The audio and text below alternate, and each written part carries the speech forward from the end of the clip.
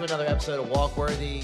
I am here with my friend Lee Shelton, and we're going to kind of flip the mic. So we've known each other for a while. We're good friends. We've done tons of content projects, a bunch of stuff together.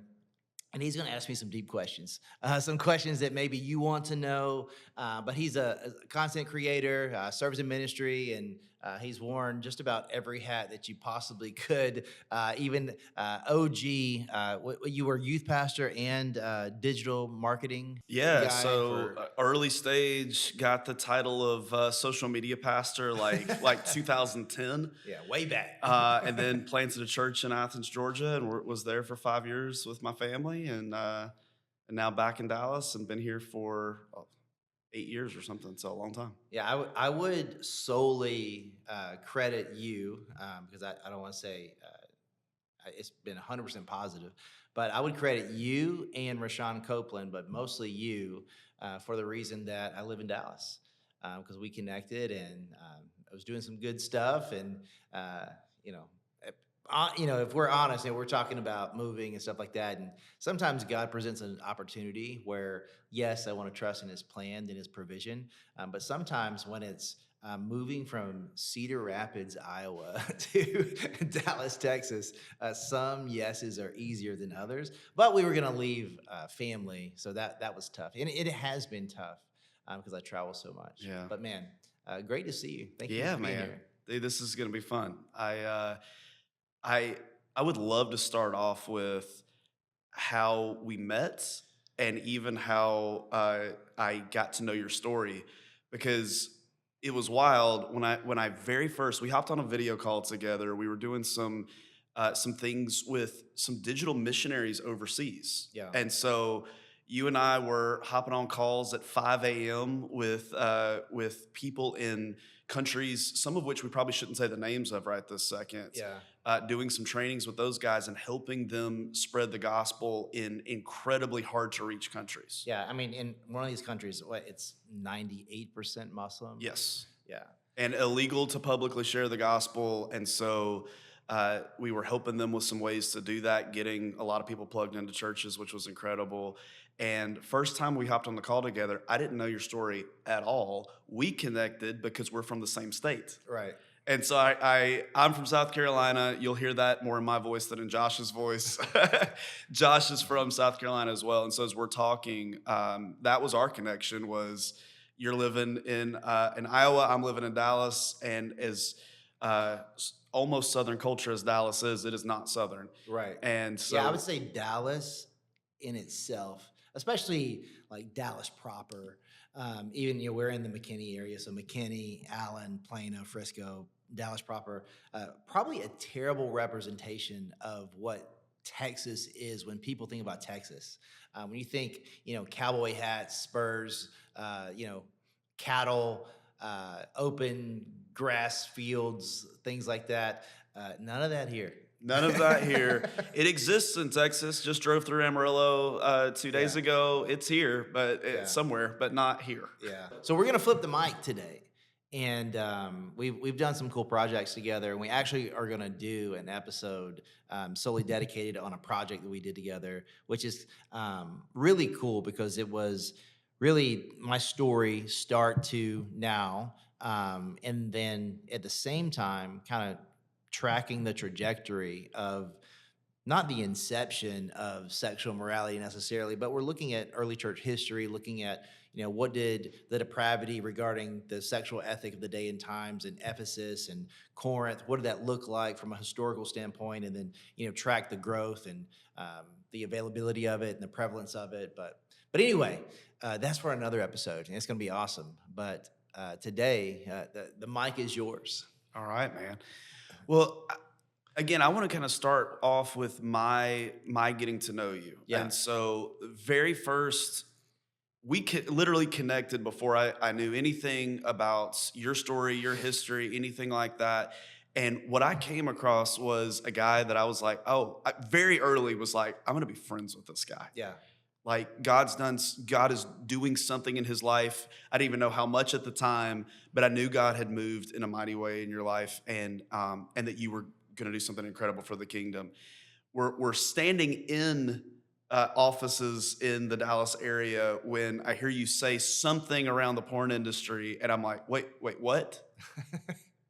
And you start unpacking this thing of how you had spent time in this industry, how you really risen to the top of that industry, and then what God had done since then. And Yeah. so I want to kind of go back just a little bit.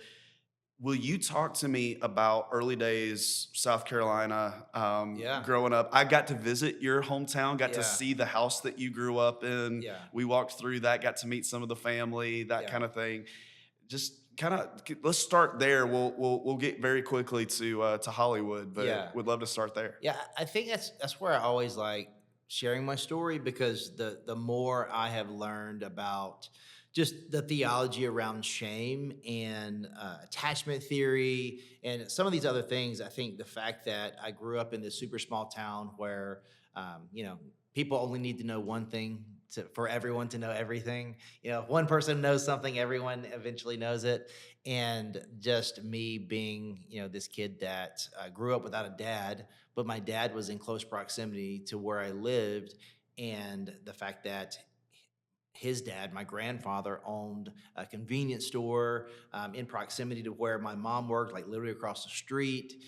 Just the complexities of me growing up in this small town, knowing who my dad was, but not having a relationship with him.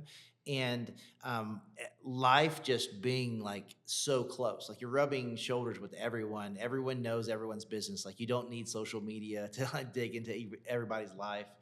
And just not having a dad in the picture, not having my dad at my sports games growing up, never looking into the crowd and him being there, it impacted me in a way where it was almost it was deep to the extent where I fully couldn't grasp it. I just knew that I needed to make sense of what didn't make sense. I needed to close that neurological loop of there was something that was impacting me that was heavy, and I didn't know the reason behind why he didn't want to be my dad.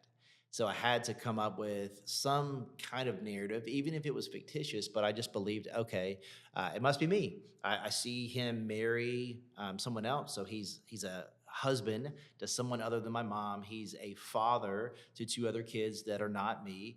But here I am, and he intentionally didn't choose me. And I have a lot of grace for him, a lot of empathy for him today.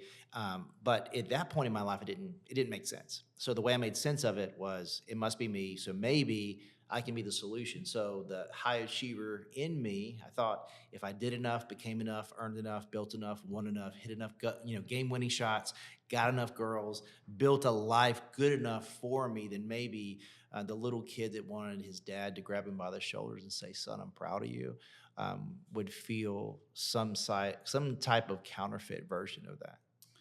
And I think that sometimes when you say small town, people don't understand. They think of whatever version Yeah, of that. yeah. I graduated with like 90 people. This was a small town, and we got to drive by. You pointed out the diner that your mom worked at, Yeah, in a pretty small kind of square of the downtown, very very small downtown in South Carolina, and then pointed across the street to that store. And so your mom would have been early age, trying to raise a son, looking out the window and seeing the name just right across the street yeah. of that convenience store. Like she saw it every day. Yeah, a tangible reminder of, um, I mean, for me, rejection, brokenness, um, and I've never heard my mom say anything regretful because for her it was like I don't regret what was because I have you, but I think you can have situational remorse. And it's like, man, I wish they could be different and have a tangible reminder across the street. It's really a recipe for shame. And when you first told me about like, hey, every once in a while we might run into him at a store or something to that effect, I was like, okay, that's gonna happen once every couple of years or something like that. In that town, that had to have been something that happened Yeah, I mean, with some level of regularity. yeah, I mean, you got Food Lion and Bilo, and that's it, And I don't even think Food Lion was built until I was a teenager. So like one primary grocery store. So the probability of me seeing him, like at least in passing on a weekly basis, very high.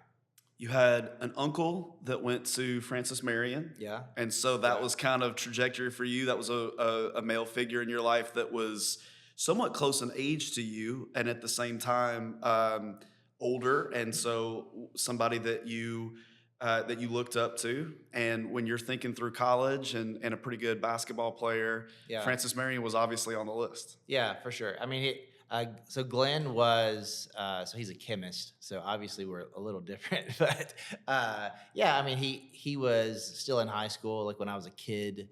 So we would, he would play with me, like we would have, all of like my action figures, and we would go outside. I remember doing Hurricane Hugo. We like set up all these army men. It's like no, it's like just thinking about the level of imagination. It's just like we set up all these army men so that there could be like wind and rain and all this stuff, and then go outside and see, well, they're all gone. It's like in my head, it's like happening real time. Kind of side note, I saw a TikTok or a reel in somewhere, but it was like when you walk into a room, like there's a catastrophe. But then I've got four little boys, and they love to play, especially Judah and well, all of them, but Judah especially. He loves his little like Paw Patrol characters and all this stuff. But it's like if you ever get down on their level, you could see the little world that they're building, and then in the TikTok it was like they were in a little like castle, and they were like talking to each other, and there were some that were like tucked in with like a tissue, and they were like in bed, and I went and I looked in this room, and it made me cry, where it's like you could see there was like little scenario, there's stuff going on, and it's like 50,000 foot glance, it's just a mess. But when you see the intricacies of what he's doing, he's building this little life. But it's just cool being a dad. But yeah, anyway. So you wind up going to Francis Marion. Yeah. You're playing ball. Yeah. Join a fraternity. Yeah. And have got when I heard your story for the first time, and we're literally walking the campus of Francis Marion while we're talking about this part of it, I'm seeing like deep community for the first time. Mm. I'm seeing guys that are upperclassmen that are looking to, in whatever way, in Christian world we would call it pour into a younger guy. Yeah. But they know, hey, we've got freshmen coming in here that first time away from home. Yeah. And so you're getting, besides coaches and that sort of thing in high school, you're getting kind of some close mentorship for the first time. Not Yeah. necessarily in heading towards the Jesus, Yeah, obviously, yeah. but But mentorship. Yeah. My big brother in the fraternity, his name's Justin Slatton, and he lived in Versailles. I always say it wrong, Kentucky. But I just remember that on Tuesdays we wore a shirt and tie and a pen, and I is like, don't you dare, don't you dare wear a clip-on tie. And I'd never, I, I'm pretty sure at some point I wore a tie. I definitely wore like a bow tie for like prom or whatever. Maybe like shirt and tie to like homecoming or something. But I certainly didn't tie it. and no one had shown me how to tie a tie, and I just remember being embarrassed. But I asked him, I was like, "Hey man, could you tie this for me?" And it's really this beautiful picture of discipleship, where there's one thing for me to say, "Hey, you should read the book of John, and you'll see this this eyewitness account about who Jesus is, what he did, and what it means for all who will call on his name." Yes, but there's another depth to what First Thessalonians talks about, where they share the scriptures with one another, but they also share their very own lives with one another. And it's if we're talking about discipleship, it's different than me telling you information. than me teaching you something that you can teach to someone else. There's a depth to that. And he's like, no, I'm not gonna tie it for you. I'm gonna teach you how to do it. I'm like, okay. So he puts it on me, and then he ties it, and he watches me, and then he unties it. I'm like, no.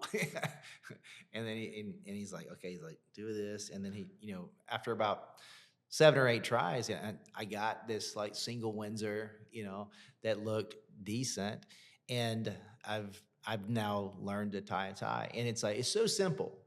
And I think there's so many things that dads teach their kids that are somewhat arbitrary to some, but to a kid that's never been taught anything by a man, that moment it was a memorial stone of someone that saw me and cared enough about me to say, "Hey, I'm not going to ridicule you. I'm not going to ridicule you because you don't know this. I'm not going to do it for you. I want to teach you." So it was an awesome moment.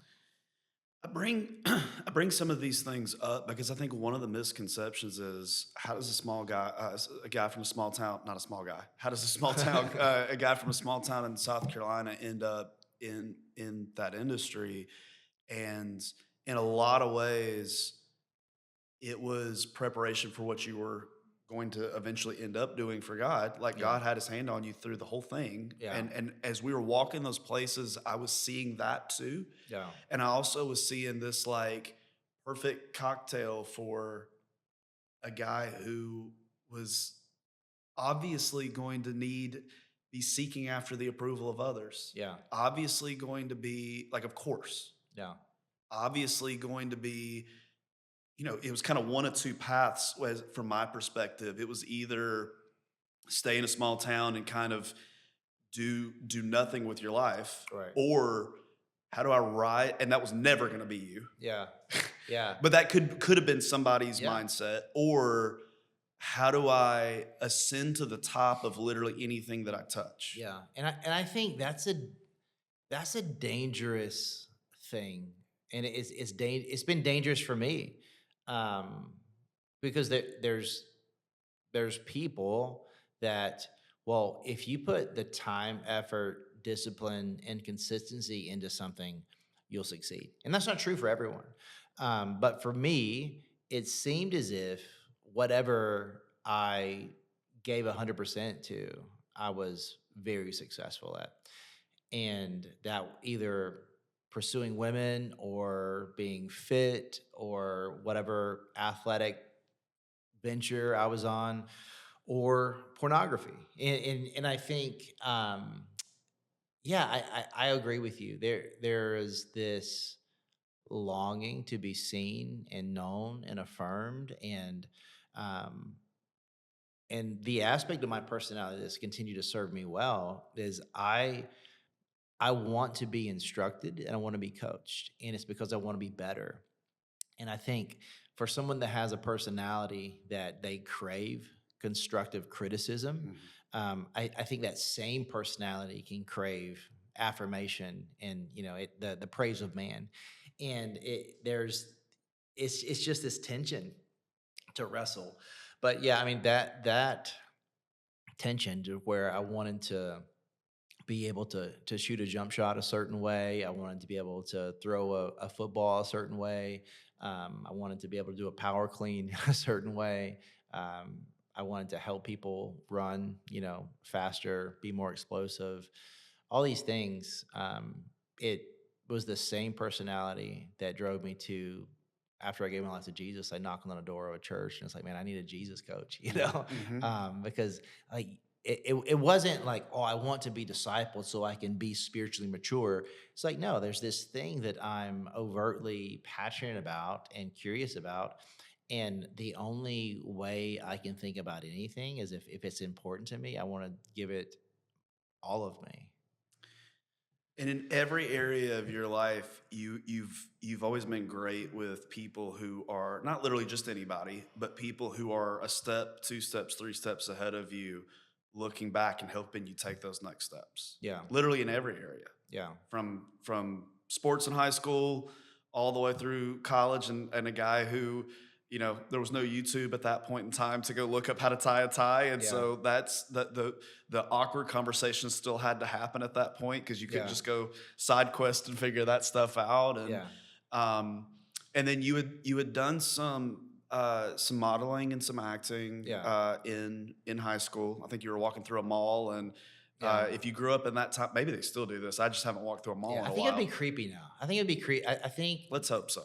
I think it would be super creepy because uh, in that time, it wasn't strange at all to like, a lady to come up to a kid and say, I think you're gorgeous. You have a beautiful smile. It's like you'd be successful as a model. I mean, it sounds like, abduction 101 these days.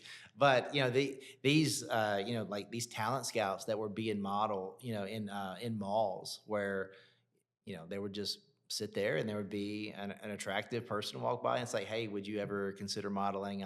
I have an agency and I would love to consider, you consider me representing you, and we'd go through a process and get pictures done and all this stuff. And then I would advocate for you and you would get jobs and so on. And I think there's yeah. a Joshua Broom and some Belk catalog somewhere, Yeah, and yeah. all that good stuff.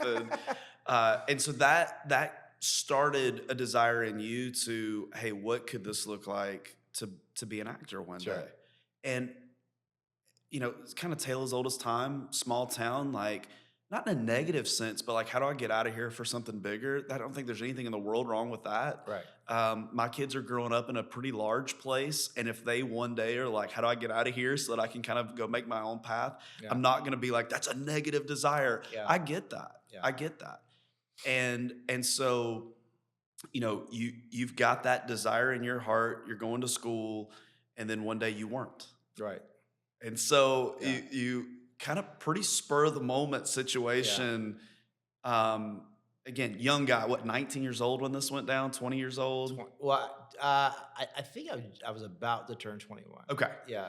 Yeah. About to turn 21 years old and just make a very quick go west young man decision. Yeah, I'm gonna get my little Jeep Cherokee and go to LA. Yeah. And told almost nobody. Right. Packed up a Jeep Cherokee one day and just left. Yeah. And it was in retrospect insane. Just like absolutely insane. I mean, I had an agent there who was representing me. So I had a promise of, because in the modeling world and in the acting world, it's not like you get paid a salary. It's like I have the promise of her advocating jobs for me, and I have stuff lined up. But even when you get modeling jobs, it's like you're gonna, like, best case scenario, you're getting paid in a few weeks. So I mean, there's generally like a 90-day. It's like we have 90 days to pay you, because they're processing stuff and getting reimbursed for stuff, and there's they're, but insane. In retrospect, the fact that I did that, nuts. I understand why you say that. As a logical man today. But we're in our 40s now. Yeah. I go back to 21 years old and some of the decisions that I made very much growing up in the church, having male figures in my life.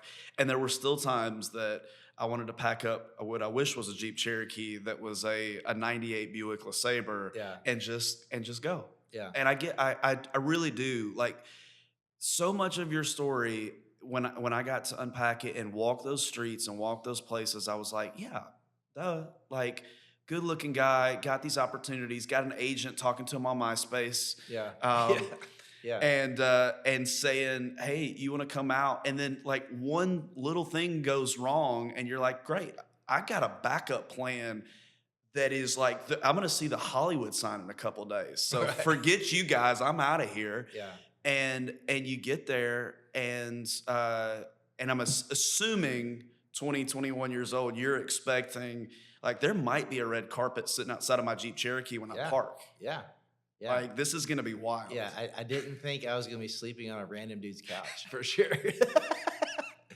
And I would say that the dumbest thing that I did was the first few nights, because I didn't have a tremendous amount of money saved up, but the first like week and a half, I was just like staying in a hotel.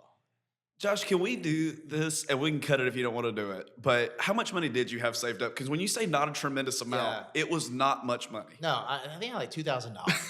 So $2,000, and you're like, I can start my life over, Yeah, dude. and I'm gonna go to the most expensive place on earth with this Yeah. Yeah. $2,000, and you're Yeah. probably gonna see me in a movie next week. That So was deuces. that in my confidence was unwavering. It's like I mean, if I'm honest, like when I went out there, I did not even consider like what if this doesn't work out? I didn't have a plan B. I mean, to your point, yeah, it's like but I've kind of felt like that my whole life. In a maybe a, I'm far more responsible these days because I have a wife and kids. But I have this like unwavering confidence that man, if I give it all I got, it's gonna work out. Isn't it interesting how that thing that God put on the inside of you, that kind of everything in your life helped make you into that, can either unsubmitted to Jesus take you into the belly of hell? Oh yeah. Submitted to Jesus can mean a heck of a lot of life change for Yeah. other people. Oh, absolutely. And so that's a skill that, again, looking back at your story, I'm like, did that take him to some pretty rough spots? That thought process? Yeah, it sure did. Yeah. Has that taken him to places serving the kingdom that is rare air? Yes. Yeah. Yes. And so you're I again, so much of this, because I've had this vantage point that I've had for the last however many years of your story, is just like, yeah, it makes sense. And so a lot of times I'll get questions about like give me behind the scenes stuff Yeah. of as far as his story or something like that, and I'll just be like, most of his story just makes sense to me. Yeah. It just makes sense. And I think you kind of you hinted at something I think is really powerful, and it's true for pretty much anyone that there's something in you that Satan can twist that will lead to your demise. And then you surrender and submit your life to Jesus, and then you start walking this path. And more often than not, if there's an aspect of your life it has involved significant compromise, and but if it's something in the realm in which you feel called to and you're gifted and capable at, it seems terrifying. You know, it's like I mean, for me, it's like I didn't want a platform. I deleted my social media like 4 or 5 times. I wanted nothing to do with being, influential. I didn't want to have followers. I wanted no part of that. I wanted to preach at a church of 10 people. I I didn't want that, and I didn't want that because I didn't want that. I didn't want that because it scared me. It's like it's almost the guy that used to be a weapons expert, and then it's like, okay, I can't hold this thing in my hand because I know the damage that it once did, and you're gonna ask me to use it for good. I don't know. I don't know if I can do that. I don't know if I can trust myself. Um, and I think it's in that space that Satan wants you to have fear and God wants you to have faith. And if you're willing to step into that I think a word for it, there's a Hebrew word, anava, and it's where we get the English word humility. I've heard Bobby Grunwald talk about this. The founder and CEO of YouVersion, but he talks about how it's this God ordained space, and you need courage to step into space, but you need humility once you get into the space to not think that it was you that got you in the space or keeps you in the space. And it's that duality of there's this space that is designed uniquely for you, and there's a gifting and a capability that you have that is God ordained. And if you're willing to step into that space, it's gonna take off the devil for sure. And there's gonna be an aspect of Satan trying to convince you, you can't do that. Don't you remember what you did? You can't be trusted with that. And that's been true in my life in so many capacities. Every one of our gifts not submitted to God can cause great damage. Yeah. Every one of our gifts surrendered to God can make a eternal impact in the kingdom. And the best one of the best lies I think the enemy tells is that gift is evil because look at what you did with it. Yeah. And it's like, yeah, but that's the beauty of the gospel and the beauty of repentance Yeah. is I'm taking this mess that I made with the gifts that God gave me and who he created me to be and submitted it to him and like what can happen now. Yeah, let's double down on that because I think it's such an interesting thing that I've talked with so many people about. It's when you give your life to Jesus, there's no like Men in Black, like boop, there's no like everything doesn't go away. But now your life is on the threshing floor, and it's like, okay, what's wheat, what's going to be discarded, and it's a process, and there are aspects of something. It's like maybe you're not healthy enough to have a platform on social media or have a microphone in your hand, and that's okay. But maybe 5 years from now, it's exactly what God wants you to do. So there's this patience, there's this this growth track that you're on. But I think there's just this reality that there are gifts that are sharpened when you are walking far from God.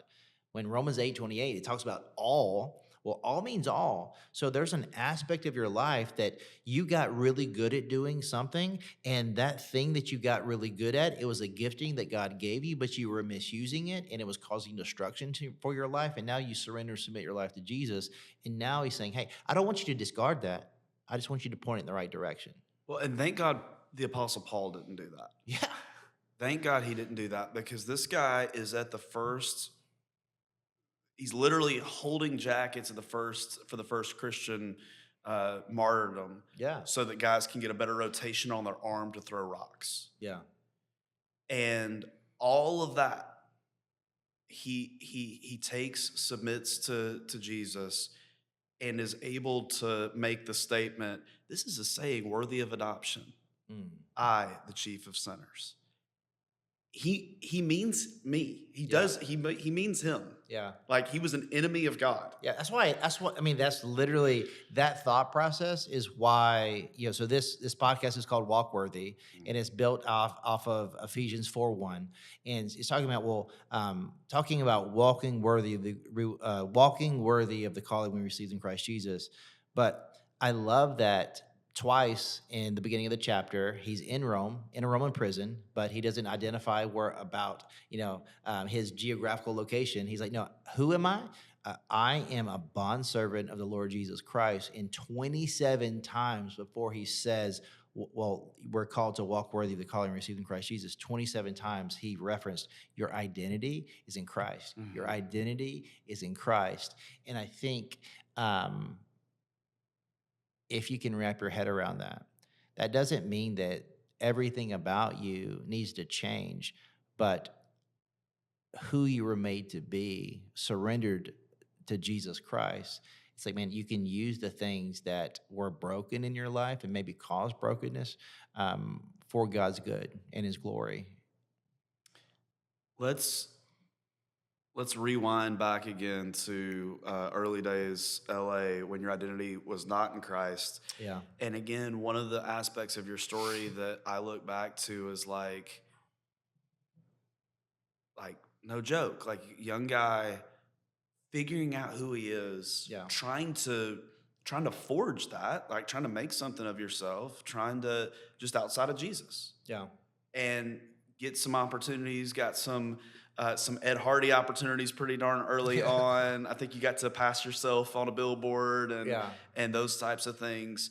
And again, tale as old as time in this industry, or in the industry of trying to make it modeling and acting. You're getting some stuff. I think you got to act in some things, and you're working a job. Yeah. Because net 90s exist. Right. Where it's like, hey, I still got to pay some bills here. Yeah. And it's like I'm trying to live beyond my means because I feel like I have to, because of the people that I'm running with are, been out there longer, been doing it longer, and they're more successful than me. You've got to look the part. You got to look a certain level of success, and you might be sleeping on a couch and driving a Jeep Cherokee that just made a cross-country trip. but you can't show up looking like that. You got to Right. show up looking like, oh, this is a guy we want to be part of this project. Right. And so you're buying the clothes, you're doing the stuff Mm. to look the part. Yeah. And again, talking about searching for identity, if you don't know who you are, then you got to look the part of who you think they Yeah. want you to be. Yeah. 100%. And so got to act in a few things early on. Also waiting tables Yeah. at a restaurant. Shout out Saddle Ranch. That was kind of a cool spot. So Yeah. we show up. We go out to LA together. We got a team out there, and we pull into the parking lot. And I think they were closed the first time that we went. Yeah. And you painted such a good word picture for me before we got there that as soon as we pulled up, I was like, "This is the spot, dude." Yeah. And tell me the street it's on. Oh, I mean, it's on Sunset. It's Boulevard. on Sunset Boulevard. I thought so. I just didn't want to. I just didn't want to be ridiculous and say the Yeah. wrong thing. It's on Sunset Boulevard, um, and kind of a spot. Like, Yeah. Oh, I mean, absolutely. It is the spot. It's the pregame spot. It's the spot on Sundays to get brunch. Everybody from the Backstreet Boys to any Suge Knight, was there regularly. Yeah, and Paris Hilton lived on the corner around it, and she was there a lot, and yeah, so it was a pretty crazy spot. kind of everything from tourists to and a spot that you knew. Man, somebody may walk through the doors of this place, and I may get like a big break as a result of it. 100%. I mean, to literally the job interview there, it was a headshot. Like it wasn't, do you have any culinary experience whatsoever? Like, have you, waited tables? It really didn't matter like what your job title was. It was like, well, you're going to, can you communicate well? Are you attractive? Do you have any kind of objective in making it into this world? Because this would be a really great networking opportunity for you. And it was Yeah. just not in the way that Yeah. you were anticipating it being. Yeah, I mean, we sat at the very table, but these girls came in and they were headhunters for the porn industry, and they were attractive, and they propositioned me with, "Hey, do you want to meet with our agent? Do you want to be in the porn industry?" And I say this often, and I think it's so important. If you don't have a good reason to say no, you will say yes to something intellectually you should say no to. Like in that moment, I knew in my guts of guts, that was I shouldn't even be entertaining this conversation. Like from the South, it's like, you feel like your mom's gonna pop out of a bush and like crack you in the back of the head or something, Certainly my grandma. My grandma would probably hit me with an object, not her hand. But yeah, I mean, I knew like there's like turmoil internally, just her saying that. And yet I said, sure, I'll take the card, I'll call the number.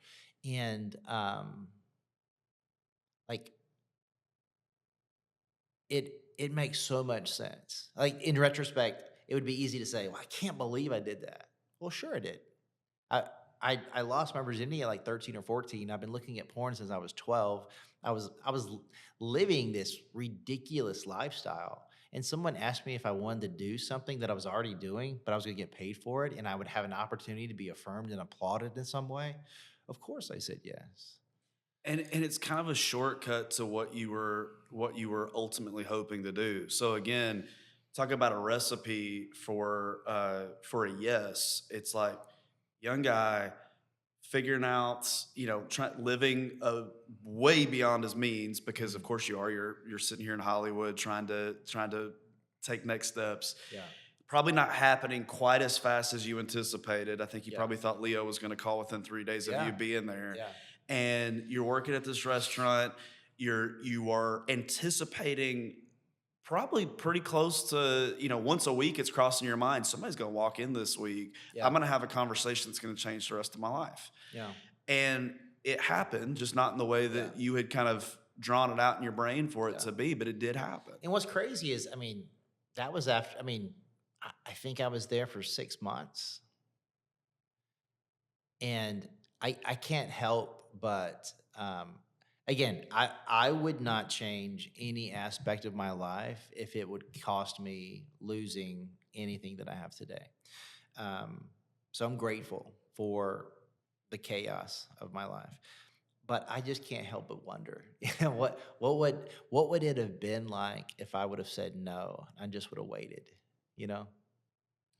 I'm I get that wondering, and I think Yeah. even that is probably a glimpse into your brain in a way that maybe hasn't quite been unpacked publicly before. Yeah. Because I do understand, like I get that. Like I Yeah. think back like that, go back and like, man, if I hadn't have done this, but I had have done this, like things that seem like light choices at the time. Because Yeah. even this probably you didn't realize the level of which this was going to change your life. Like No. you do one shoot and you're getting a call from your agent, like we can't work with you anymore. Yeah, yeah.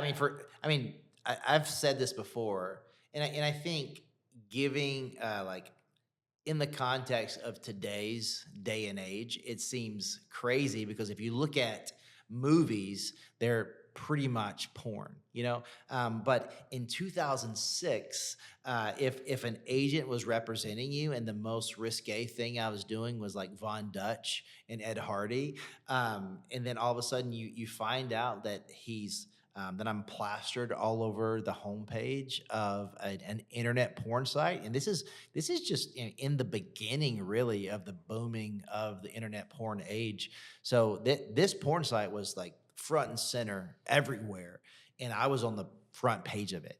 And so they call me in the office, and generally when I get a phone call from my agent, from my mainstream agent, it was a good thing. It was like, hey, there's someone wants you to take a Polaroid or a picture like in this specific way, or there's an offer on the table.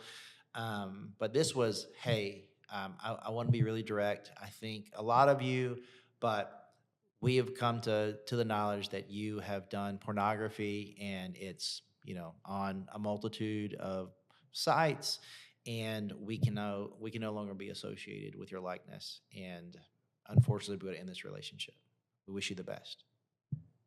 The end. And there was like this snowballing of, let me, you know, maybe this person's just a prude or whatever. And it's like, let me try to reach out to everyone. And like being blackballed in the industry is real. Mhm.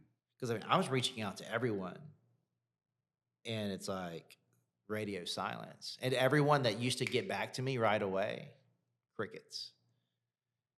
And then at the perfect time, Derek, the porn agent calls me. It's like, hey, a lot of visibility, a lot of positive feedback from the scene you did, and I'd love to sign you to a long-term contract. And I think in the midst of that, like I didn't do one. I'm like, this is awesome. I'm gonna be, the a star. I was like, this is disgusting. This for $500, I can make more bartending, doing I could do a traditional job and not get plastered on the internet, doing this, that I felt disgusting and humiliated. And like, I wasn't overtly attractive to the girl. It didn't enjoy my experience. It wasn't pleasurable. It was humiliating. You, I think that couple of days is the story of three phone calls. Call from your agent, blackballed in the industry, and Yeah. then you figure out, oh, this is real. Like this is blackballed in the industry. Yeah. Call from Derek saying, and in your mind, everything that the reason I packed up that Jeep Cherokee on the campus of Francis Marion and came out here to begin with is gone. Yeah. So open door, and then phone call from your mom. Yeah. And in your mind, this is not what she said and not what she meant. But in your mind, it's like two closed doors. Now I can't go home again. Yeah. Prodigal son, it's um like for me,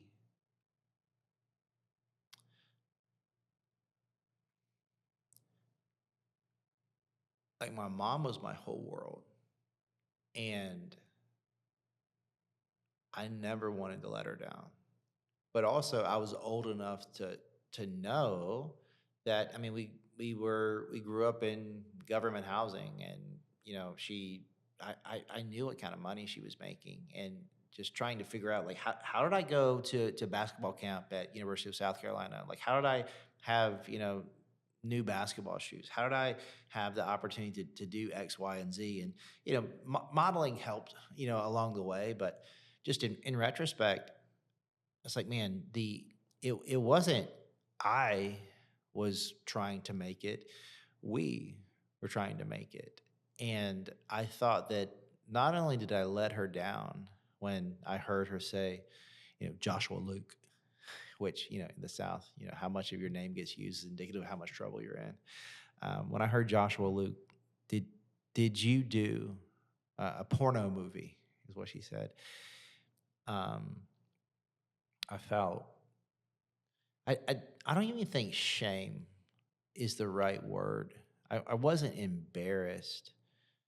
It was almost like I could see the pain of what I did, and the pain that it caused her. And I guess I was just like disappointed in myself. But it's almost like I wrote the scarlet letter on me at the end of that conversation. To your point, it's like, well, this is now who I am. I, I've, I've blown up my life, and the only logical trajectory is for me and to go and do the thing that blew up my life, for me to continue down this journey in the porn industry. And it wasn't because, well, you know, it seemed like a good opportunity. It seemed like the only opportunity. You can hear somebody say the opposite and ascribe your shame to that thing that they just said. Yeah. So, in all likelihood, this was a come home call from Yeah. her, Yeah. and you're hearing she doesn't really want that. Yeah. Like, I've caused such a level of shame, not just for me, but like this has rippled significantly further than I ever anticipated it could have, and I can't go home. Yeah, I mean, it's the internal dialogue that the prodigal son was having, where he was saying, "Hey, I've made a figurative and literal pigsty of my life. I'm sitting here in this pigsty," and he's introspectively thinking. He's like, "Man, there's no way I could go home. There's no way my dad would ever let me home." I, to ask for your inheritance early was as the same as saying, "Dad, I just wish you would die so I could have your stuff and your money." And his father gave it to him, and he squandered it. And then he's like, man, I wish I could go home, but I bet my dad would let me work for him. And I see how great he takes care of his servants, and at least I would have food and shelter. And he begins that journey of going home, and he, in his head, the father, and his father was going to be sitting on the front porch, like waving his finger and saying, "Don't you dare come back here. You blew it." Instead, he's he's waiting, he's watching, he's praying, and he runs to him, which is, he throws away his dignity in his time. It was a sign of being indignant, just throwing your dignity aside, like running in that day and time. And he runs to him, and he puts a sandal on his foot, and a ring on his finger, a singlet ring on his finger, and a robe on his back, and he throws a party because his son came home. And I think it's so easy to superimpose your brokenness onto God, and you see God for someone he's not, so you don't go home. I know we don't have a lot more time, and so there's one other aspect of your story I want to get to, but I can't skip over this because the the prodigal son writes a speech for his dad, Yeah. hoping, and it literally says, um, "Dad, I'm no longer worthy to be called your son. Treat me like one of your hired servants." I love this, and how we've kind of gone back to the story a couple of times because of what this podcast is named after. Yeah. Walk worthy. I'm no longer worthy. Like self-described, not the way the father saw him, not what he was expecting to get. and then walk worthy. Hey, you weren't the one that made yourself worthy to begin with, but you can walk worthy. Mm. You can walk worthy with the power of the Holy Spirit, with the blood of Jesus that can wash literally anything away. Yeah. You can walk worthy. Yeah, I think it's that. That's why redeeming love Mm. is always so. That scene is so powerful for me. But redeeming love, it's if you haven't seen it, there's a girl that works at a brothel. She meets a guy. He has a faith. They end up together. He marries her, and then all of a sudden, she is taken out of the chaos that the only thing she's ever known. Like she's been in a brothel and being abused to some capacity her entire life. That's all she's ever known. And then all of a sudden, she's in a house with a man that wants nothing from her but everything for her, and he has an adoration for her. He delights in her, and he wants to protect her and provide for her. And she's in the home, and she wakes up, and he's, tilling the grounds outside or something. And there's the most scary thing in the world to the person who's only known chaos: silence. Silence is terrifying when the only thing you've ever heard and experienced is chaos. So she runs back into chaos, and she does something that she regrets, and she finds herself in this river, and she's got a rock, and she's just scrubbing her body, and what she's trying to wash off is not on her skin. And I've taken a shower like that, and I think kind of what you're getting at is that when you see yourself through the lens of your brokenness, you can't wrap your head around the fact that God delights in you. And in Christ, you have been washed, you have been cleansed, you have been redeemed. And even in the waiting, even in the walking, and even in the growing, even in, a lot of this podcast is dedicated to talking about, sexual ethic and some of these things. Well, part of changing your life is letting go of things that you used to numb, to disassociate, to find comfort in chaos. And sometimes you just have to trust God, and that doesn't mean it's not scary. If you've never been comforted, you've never been held, you've never been in a relationship where trust was upheld, integrity was upheld, then it's really hard for you to wrap your head around that.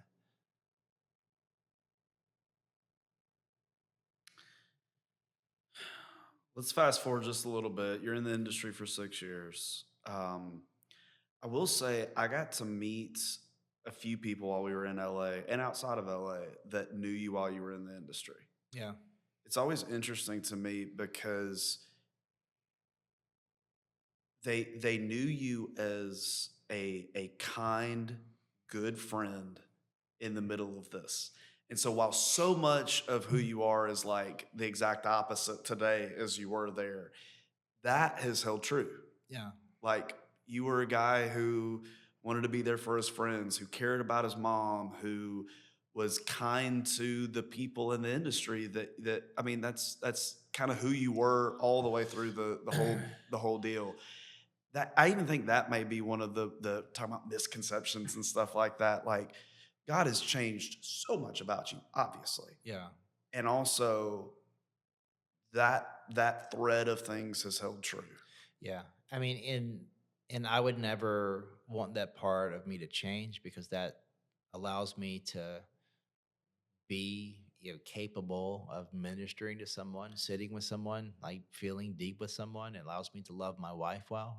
It allows me to parent my kids with both tenderness and um, yeah. I mean, I think, and I think, in a weird way, that's what allowed me to be successful in that industry. That I was an exceptionally somewhat normal person in an abnormal industry. I mean, the fact that I would say, it takes some people off sometimes, but I would say yes, ma'am, and no, ma'am. I remembered people's names. I looked people in the eye. I showed up on time. I knew my lines.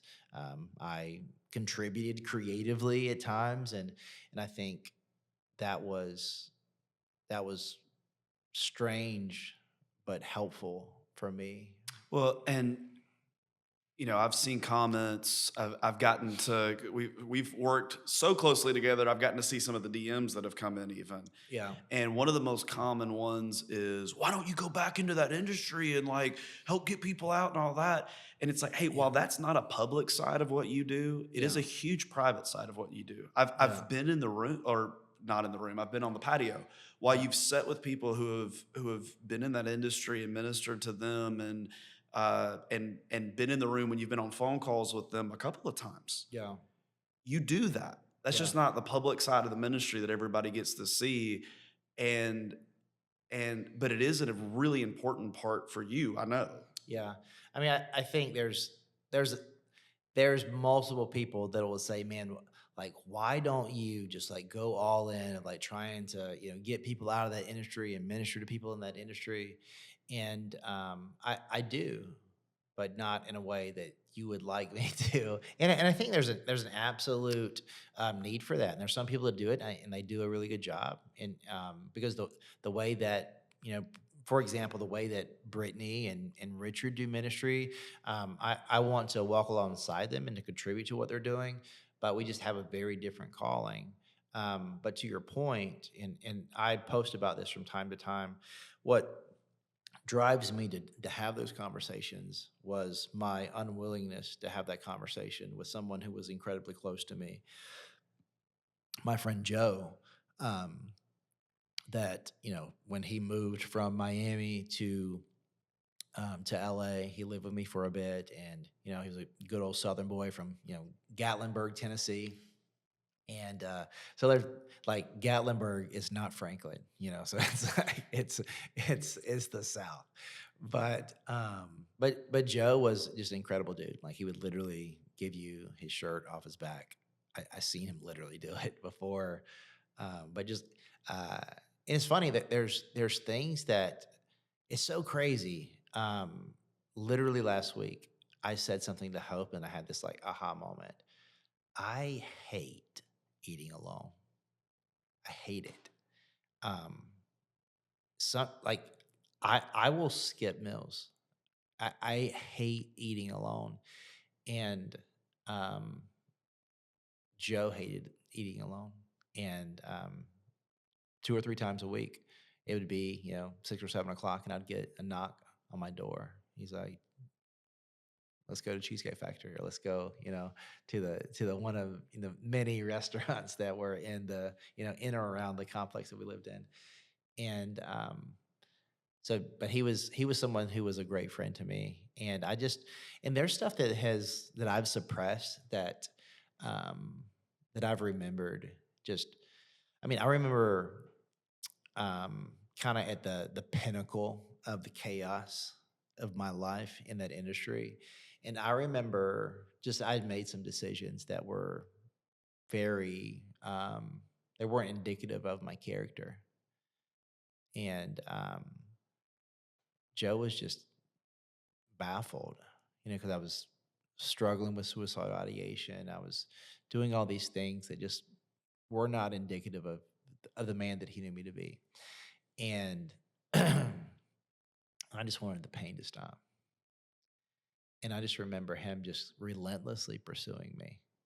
And I remember this conversation that I'd forgot of us sitting on, um, we were on the roof of our building and just sitting there having a conversation. And we would do that often. And, and after I left, we continued to play fantasy football together. We continued to, you know, do like fill out March Madness and talk on the phone about nominal things, but it was never me calling him. It was always him calling me. And this was, I had started following Jesus. Like I was a Jesus follower, and he's asking me if I'm okay. and he's sharing story. Joe always had an idea. He's like one of those guys where, he was always like gonna build something, gonna 10x something, and he would do it.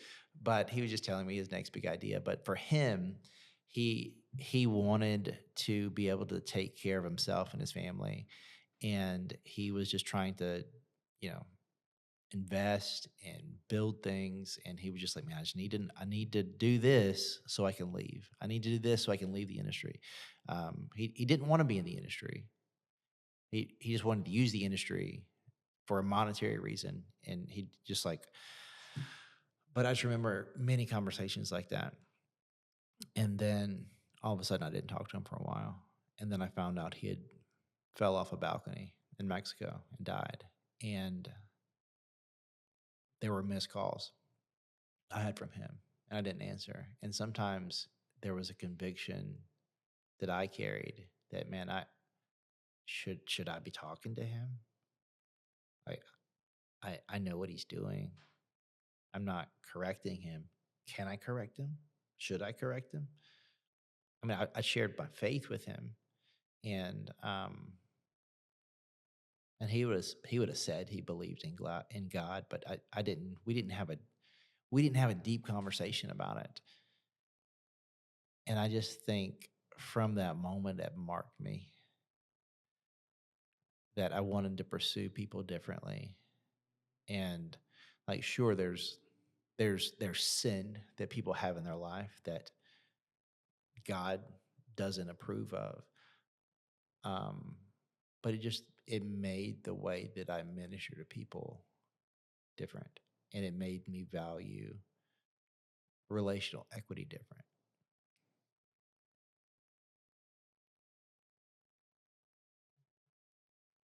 Early stages of, especially when you're an adult and become a follower of Jesus, and trying to figure out all the stuff, what's okay, what's not okay.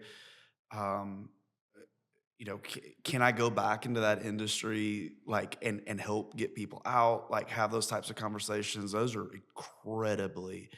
incredibly heavy things that I don't think, again, outside looking in, the guys that have seen clips of you, the guys that may have seen you in person, the commenters and all that kind of stuff, there's a human being behind all of that, Yeah. that it's real easy to play armchair quarterback and be like, you should do this, and you should do this, Yeah. and you should do this. And it's like, guys, there's heaviness here and weight here and people Yeah. like lives here. Yeah.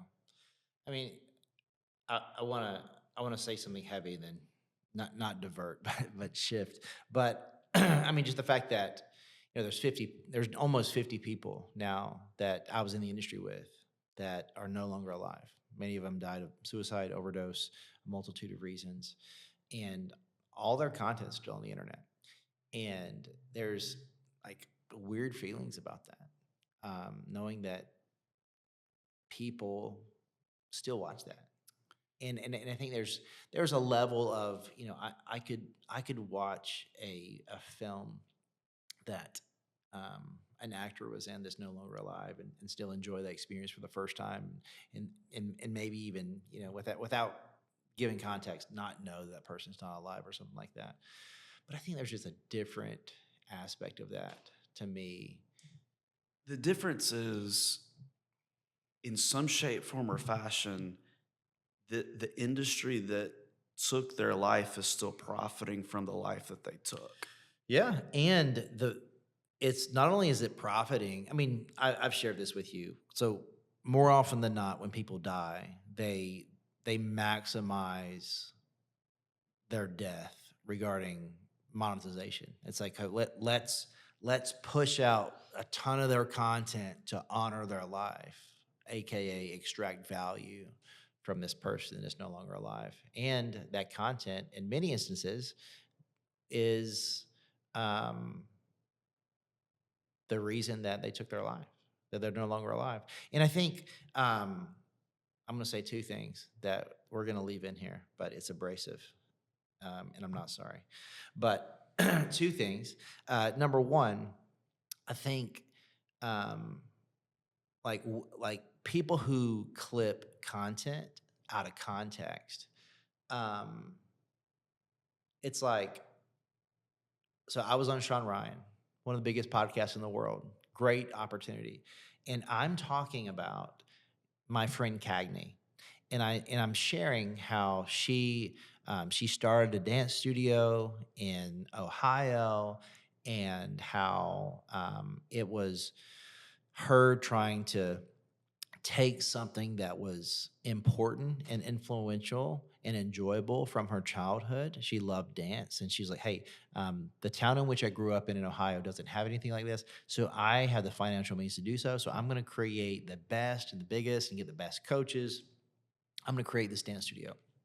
And she does it, and then someone finds out it's her behind it. And then they start blasting like her content all over Facebook and the Instagram and calling the parents saying, "Hey, don't you know who is funding this operation?" She's not coaching there. Maybe she's there from time to time. I don't know. But she's not running it. Someone else is running it. And they blew up her attempt because she's now out of the industry. She's out of the industry trying to just trying to do something else. And And, they're like, well, she's like, "This is no longer who I am." It's like, showing her phone, like, "Yeah, it is. I see you right here. Like, this is who you are." So I'm sharing this, the fact like, that pushback, that people saying, "No, that's not who you are. This is who you are," and really destroying what she was trying to build. She ends up posting a picture of herself smiling on the beach and saying, "I can finally smile." And then she walks into a hotel room and takes her own life. And I'm sharing this, bro. I'm sharing this on Sean Ryan. And I know Sean Ryan, he is not cutting these clips. He is good at a multitude of things, but he is not cutting these clips. But someone did this and someone approved this. So I'm sharing this, and the lack of respect for people to try to get a click or a view is crazy, man. Because I'm sharing that through objectifying this person that led to her demise, and while I'm sharing that, the clip that I denied the collaboration with, the clip that they shared, it was her on a stripper pole in a thong. It's like, it, I mean, I had a guy that that works with me saying, because it was on my page, because I guess maybe I didn't, I was just excited, and maybe I shared it or something, and he's like, "Did you watch that?" And I looked at it all the way through again, and I could not believe it. So crazy. And it's like, well, maybe they weren't Christian. I've had Christian organizations Mhm. where I share my testimony. And then, I mean, there's a media kit that I provide people with, and now it's a contractual agreement because I'm like, it literally says, "Do not use any photos that are not in this package." And but I've had a Christian company. I did a podcast with them, and then they pulled a picture that was from a porn scene and put it as the cover art for the podcast. What are you doing? And I just I say both of those things because I think the thing in which pornography does on a sublinear level is you objectify people, and you see, instead of loving people and using things, you use people and love things. And I think you think, "Well, I'm not objectifying you." But if I see you and it's like, man, how much value can I extract out of you for my good? Even if you do that in an overt way and put a religious band-aid on it, it doesn't make it right. And I think that is my heart for showing deep empathy for people who are struggling with an aspect of their sexual ethic, but also a deep warning that if you have been marked or wounded or really molded by that, you're not going to see yourself or people or God the way that they actually are. And if you're not careful, you'll try to do good things but be manipulative, and it's really because of how you see people. I think social media has done a number on us in a million ways, but one of those ways is it's clicks before anything. Yeah. And we can tell an incredible story and be committed to, and we've seen this a million times, like a million times Yeah. with your story, because you can tell it in a salacious way. Yeah. You can. Yeah. You can tell it in a way that's gonna go nuts. You could have done that. Yeah. You could have a bigger platform if you were like just fine with letting the story be told in a way that was like click click click click click click click. Sure. And you've decided, and I've watched you do it the whole way through, like from the jump. I've watched you do it the whole way through. Of like, I'm not telling this thing in a way that's going to dishonor the the people that I work like that were in that industry. Yeah. Like you're committed to that Yeah. because you still want to have a voice there. Yeah. I'm not going to tell this in a way that is going to dishonor my wife. Yeah. And I'm not going to tell this in a way that dishonors the God that gave me a redemption story. Yeah. I mean, people ask me all the time, like, do you ever get tired of sharing your story? I'm like, no. And I mean, at times I do, and I need to repent because it's for selfish reasons. Like in my flesh, like, yeah, there's things that I want to do, but the fact that I get to, around 150 times a year, I get to stand on stages and talk to hundreds and thousands of people and share, not always my story, but there's always an aspect of it that I will generally lean into. But the objective in telling that story is regardless of your wound, you can be healed. And there's one healer, and his name is Jesus. And that's the point. Hard stop. That's the point. The point of me telling my story is to point people to Jesus. Well, and everybody, when they get to stand on stages, weaves their stories in and out of their exposition of the Bible. Everybody. Just not everybody has a story like yours. Right. And so as a result of that, like I've gotten to see you stand in the halls of Congress and us, the stuff that nobody sees, us go to 14 different congressmen and women's offices on both sides of the aisle advocating for not just the lives that are the marriages that are being ruined, the kids that are growing up with a very different with a dangerously toxic sexual ethic, but also those people in that industry. Yeah. I've gotten to watch you testify before the Texas State Congress with our friend Angela Paxton. Yeah. And advocate for that. We've seen progress made in the states, partially because of this. Yeah. And so the whole, I always one of the comments I get the angriest that anytime I'm on your page or looking at your content is, why isn't he doing blah blah blah? And I could have a full-time job going, he is send, he is send, he is send. That's not the stuff. We don't get to take a camera with us into a congressman's office while we're like talking to them about the next piece of legislation they're working on when it comes to this kind of stuff. Right. We tried. Yeah. Yes. Can I bring a recorder in though? Yeah. And so there's so much that you're doing and helping in and serving in and making a difference in that people do not get to see. So much. In some ways, some of the most impactful things you've done have been stuff that people will never get to see, and it's a weird story to write on Instagram. Yeah. And so And that's okay. we take a picture in front of the State House or in front of Congress and post that, and it's like, hey, today I got to talk to some congressmen and women. And it's like, yeah, in an incredibly impactful way that some of the lines of some of the things that you've said have been written into legislation. Yeah. So, boom, roasted. Commenters. Clip that. I love it, man. Well, I love you and I appreciate you so much, man. Thank you for doing this. Dude, it is an honor to be here and an honor to know you. And thank you for being my friend.